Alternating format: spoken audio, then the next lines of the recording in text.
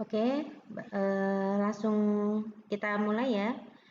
Ini saya menggunakan aplikasi Loom, teman-teman. Tadi sudah dibuka di aplikasi Zoom, ternyata terkendala, maka saya menggunakan Loom. Tadi perkenalan sudah, dan bagi teman-teman yang belum berkenalan secara satu persatu, nanti bisa menggunakan aplikasi Vclass, sebutkan nama, kemudian nama lengkap, kemudian asal, dan hobinya apa gitu ya. Kemudian di Google Form juga sudah ada beberapa instrumen yang saya tuliskan di situ terkait dengan seberapa terkesan kalian pada pertemuan pertama dan harapan kalian pada mata kuliah SPI ini untuk 1 semester ke depan. Oke, selain perkenalan, tentu kita ada kontrak belajar ya teman-teman. Di kontrak belajar ini ada beberapa item yang bisa diisi oleh dosen maupun mahasiswa.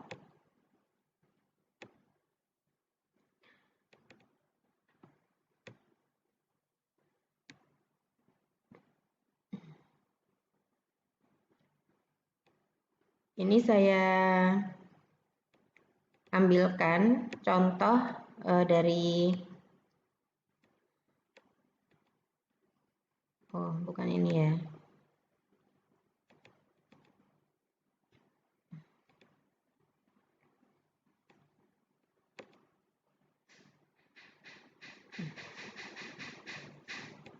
Oke, sebentar.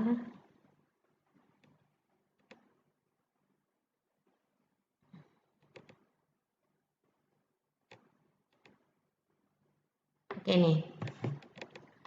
Ada kontrak perkuliahan di sini yang saya ambil, memang yang ini panduan ini dari LPM juga, Lembaga Penjaminan Mutu di IAIN. Dan nanti file ini juga akan saya share di grup WhatsApp untuk ditandatangani oleh ketua kelas gitu ya. Nah ini formnya kira-kira seperti ini. Nah untuk RPS juga nanti saya share di grup WhatsApp gitu ya, dan kalian juga bisa mengakses nanti di virtual class. Nah ini, jadi untuk RPS di situ kan ada item materi pokok, penilaian, dan referensi. Jadi itu yang terpenting itu. Untuk item penilaian itu nanti didasarkan pada kesulitan tugas pada setiap pertemuan. Kemudian ini mahasiswa bersama dosen berkomitmen mengikuti pembelajaran sesuai kontrak perkuliahan. Jadi dalam kontrak itu memang terdiri dari kesepakatan, kehadiran, kemudian penilaian yang sifatnya bukan UAS dan UTS ya, kalau itu memang sudah ditentukan. Kemudian yang ketiga adalah tentang sikap gitu ya. Jadi itu juga menjadi instrumen penentu dalam penilaian. Kemudian untuk kehadiran yang pertama presensi, ini yang membuat aturan seperti ini bukan dosen ya, ini sudah ketentuan dari kampus bahwasanya baik dosen maupun mahasiswa itu harus hadir minimal 90% dari keseluruhan kehadiran gitu. Jadi kalau pertemuannya itu 14 kali, maka boleh tidak hadir 2 kali gitu. Atau kalau seminimal-minimalnya itu 14 kali itu di luar UTS dan UAS ya.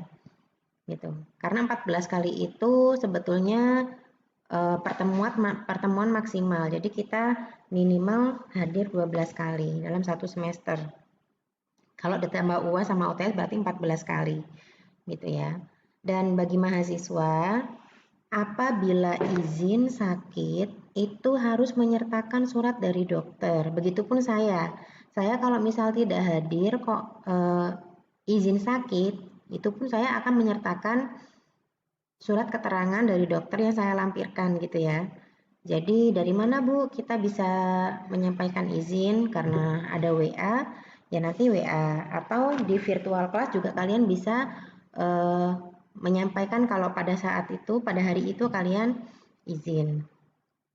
Gitu. Nah, nanti meskipun saya tidak hadir atau mahasiswa tidak hadir, tidak kemudian ketika ada tugas kok tidak ikut gitu ya, saya tetap memberikan tugas yang sifatnya mandiri kepada mahasiswa atau mahasiswa kalau yang sakit juga tetap harus menambal tugasnya di lain hari. Gitu. Kemudian untuk penilaian, mahasiswa itu berhak mendapatkan nilai yang sesuai dengan hasil kinerjanya. Jadi kalau untuk khusus penilaian, misalnya nilai kalian di UTS kok dapat C misalnya ya, terus kalian kok komplain, itu boleh komplain, tapi dengan syarat dengan memberikan bukti penyerta, gitu, bukti penyerta, bukti penguat argumen, gitu. Bu, saya punya ini loh Bu, gitu. Ini buktinya kalau saya mengerjakan. Ini buktinya kalau saya benar jawab soal yang ini gitu ya. Itu akan saya pertimbangkan dan apabila argumennya bisa saya terima, kemudian masuk akal gitu ya, dan objektif, itu akan saya tambahkan nilainya. Tapi sebaliknya, kalau mahasiswa hanya komplain tapi tidak menyertakan bukti untuk memperkuat argumen, maka nilainya otomatis akan saya kurangi 1. Begitu. Kemudian apabila saya tidak hadir tanpa keterangan, itu boleh ya kalian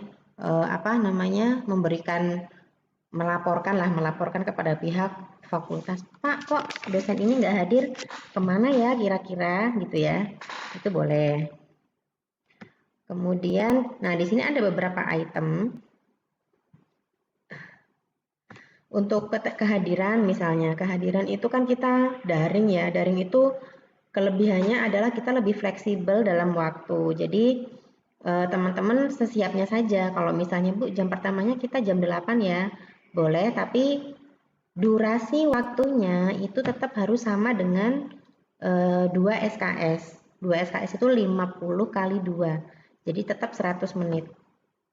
Gitu. Mau mundur misalnya sore pun tidak apa-apa, yang penting kita sepakat mau di jam berapa gitu ya, dan tetap waktunya 100 menit.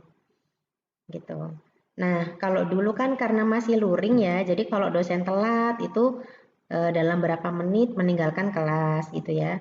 Tapi kalau daring saya kira untuk yang item C yang bagian komitmen dosen ini tidak ini ya, sudah tidak berlaku lagi. Gitu. Maksudnya kalau untuk keterlambatan itu nanti bisa dicek karena di Viklas itu bisa kelihatan kalian masuk itu pukul berapa gitu ya, itu bisa kelihatan. Nah, untuk tugas yang ini untuk presensi sudah ya. Untuk tugas seperti makalah terutama, ini makalah kan kalian rumahnya tidak saling berdekatan ya, tidak kemudian saling bertetanggaan 36 orang, kalian berasal dari daerah yang berbeda gitu. Nah, ini nanti menyiasatinya supaya adil.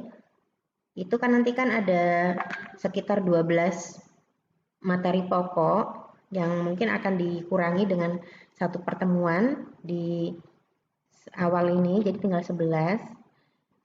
Itu nanti tetap dibagi berdasarkan jumlah mahasiswa. Nah, misalnya dari 36 dibagi 11 menjadi 11 kelompok gitu ya. Nah, satu kelompoknya ada 4 orang. Itu temanya tema kelompok, tapi untuk mengerjakannya itu menjadi tugas individu mahasiswa.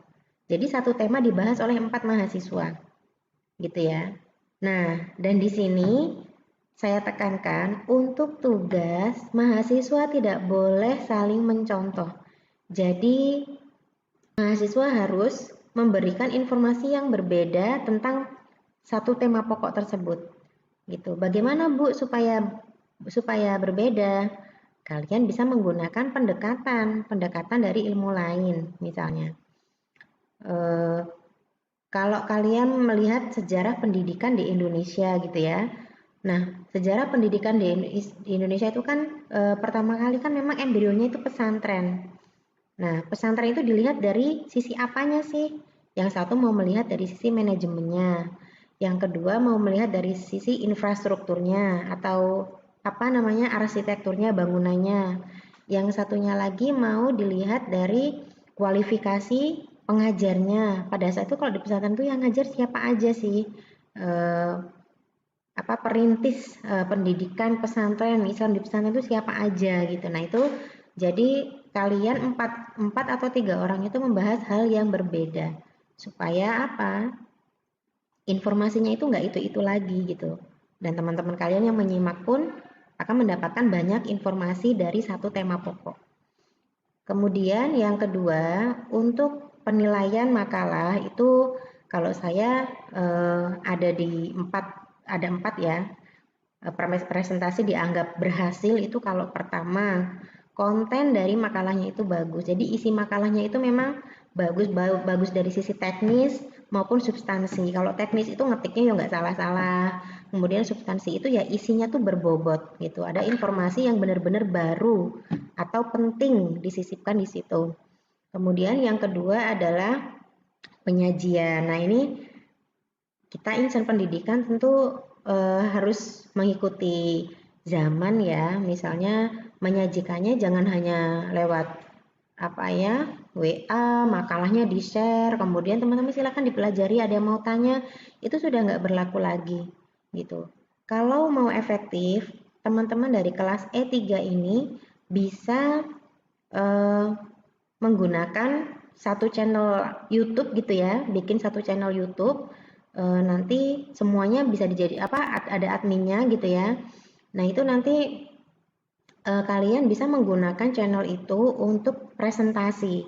Bahkan presentasinya kalau bisa jangan seperti yang konvensional yang seperti biasanya di kelas duduk bacain makalah, terus ngasih sesi tanya jawab gitu ya.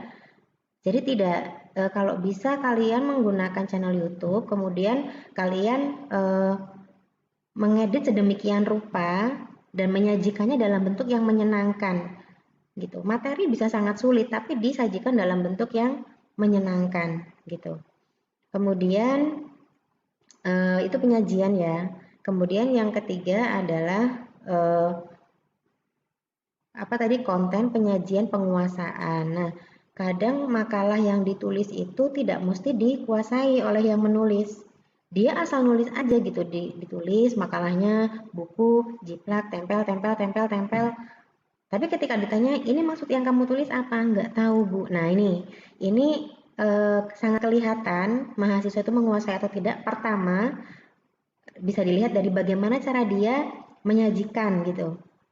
Apakah dia membaca dari A sampai Z atau dia tidak pegang makalah tapi dia memang menjelaskan tentang makalahnya gitu. Kemudian yang kedua kemampuan dia dalam menjawab pertanyaan-pertanyaan dari teman-temannya gitu ya. Nah, itu terlihat sekali penguasaannya. Kemudian yang keempat adalah feedback. Keberhasilan pendidikan, pembelajaran gitu ya. Keberhasilan pembelajaran itu bisa diukur dari seberapa banyak orang ingin mengetahui lebih dari apa yang dijelaskan gitu. Jadi memang penjelasannya itu penuh dengan stimulus-stimulus yang memancing orang tuh pengen tanya gitu. Nah, itu kalau misalnya banyak yang tanya, artinya dia sukses mempresentasikan gitu.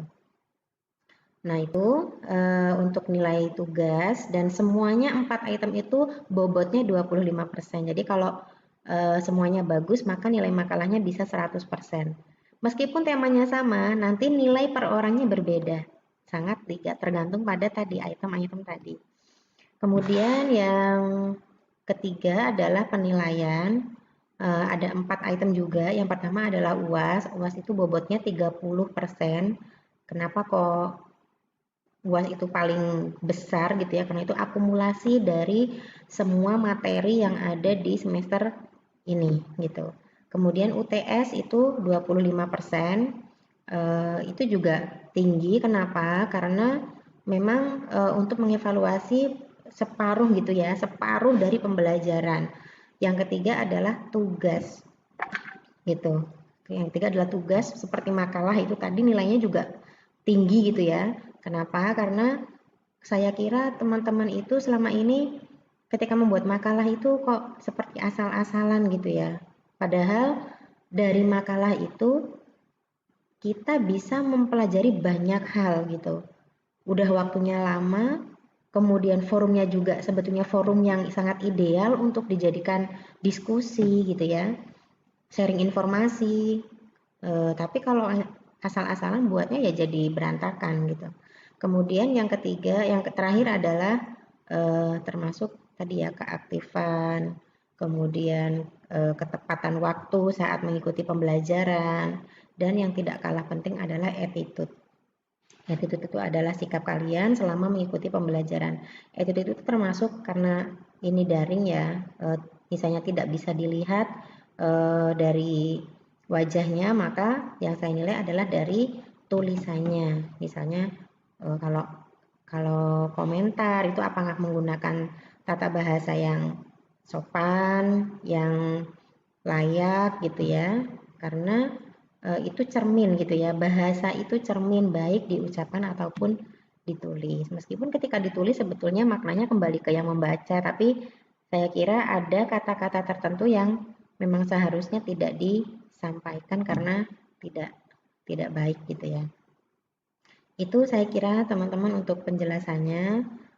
Kalau teman-teman ada pertanyaan lebih lanjut nanti bisa disampaikan di kolom komentar di Vklas gitu ya. Cukup sekian dari saya. Semoga nanti belajar ke depan satu semester lancar dan teman-teman tetap semangat. Oke, sekian. Assalamualaikum warahmatullahi wabarakatuh.